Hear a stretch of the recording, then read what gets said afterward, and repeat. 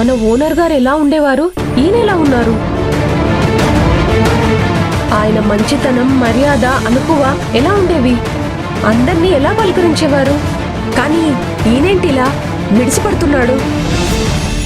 అందరూ ఒకేలా ఉంటారా చెప్పు? విదేశాల్లో చదువుకున్నారు కదా, అయినా డబ్బున్న వాళ్ళకి ఆ మాత్రం గర్వం ఉంటుంది కదా.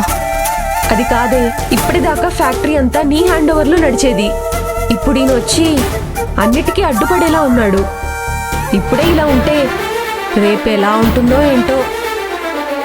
రేపటి గురించి ఇప్పుడెందుకు ఆలోచించడం? ఇప్పుడేం చేయాలో అది ఆలోచించు.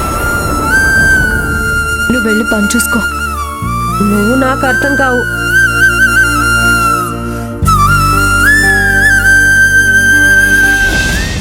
మీరు రండి, చెప్తాను రండి. అరే భద్రావతి, నా మాట విను. ఇదిగోండి, పట్టుకోండి. కొంచెం సాయం చేయండి, పెట్టండి. కానివ్వండి, త్వరగా అయిపోతుంది.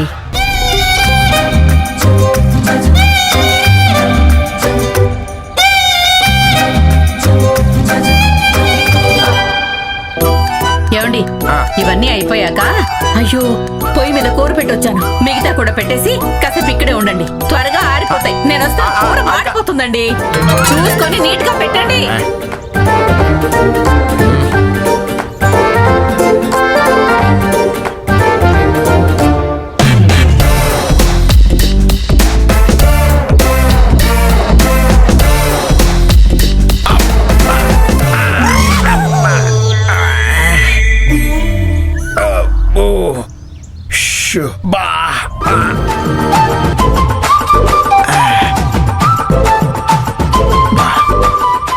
ఈ ఎండలో ఎంతసేపు నిలబడతాం?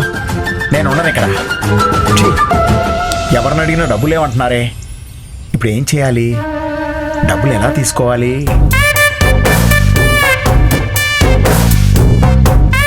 చెప్తాను.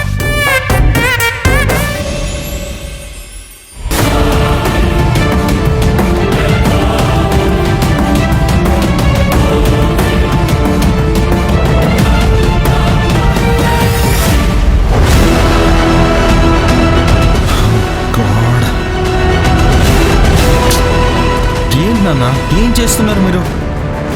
అసలు బిజినెస్ చేసే పద్ధతి ఇదేనా? ఏమైందిరా? మనకి రావాల్సిన డబ్బులు 25 లక్షలున్నాయి. ఇలా అయితే ఎలాగ ఫ్యాక్టరీ నడిపేది? రే, ఇదంతా లక్ష్మి చూసుకుంటుందిరా. లక్ష్మి చూసుకోవడం ఏంటి? అయినా మీరేం చేస్తున్నారు? ఆయన అన్ప్రొఫెషనల్స్ ఉంటే ఇలాగే జరుగుతుంది నాన్న. ఇప్పటి వరకు అంతా బాగానే జరిగింది కదరా. ఇప్పుడు నువ్వు వచ్చావు, నువ్వు ఏం చేయాలనుకున్నావో అది చెయ్యి. అదంతా కాదు నాన్న, ముందు లక్ష్మిని లోపలికి రమ్మనండి.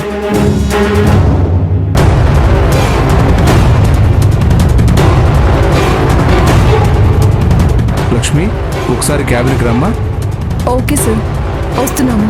ఏ లక్ష్మి, ఎక్కడికి వెళ్తున్నావు? లోపలికి రమ్మంటున్నారే, పెద్దాయన ఫోన్ చేశారు. ఇప్పుడే మాట్లాడి వెళ్ళారు కదా, మళ్ళీ లోపలికి వెళ్తే ఏం మాట్లాడతారో ఏంటో. ఇప్పుడు వెళ్ళడం అవసరమా? అవసరమా అంటావేంటే? వాళ్ళదే కదా ఫ్యాక్టరీ, మాట్లాడాలి, రమ్మంటే వెళ్ళాలి కదా. బిజినెస్ విషయం అడుగుతారు, మన న్యాయంగానే ఉన్నాం కదా. ఏం అడిగినా చెప్పడానికి సిద్ధంగా ఉన్నాను, చెప్పే వస్తాను. సరే వెళ్ళు.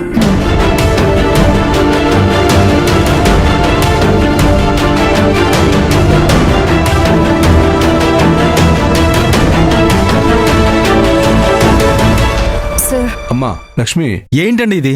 ఏంటిది?